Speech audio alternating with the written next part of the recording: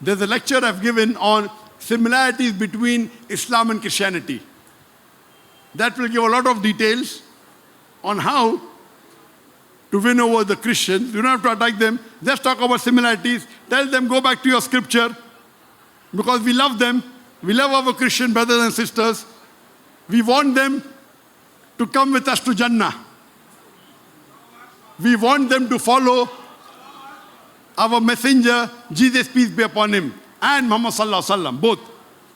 Because Jesus Christ, peace be upon him, said, the prophecy of Jesus is there in several places in the Bible. The prophecy of Muhammad sallallahu alaihi wasallam is there.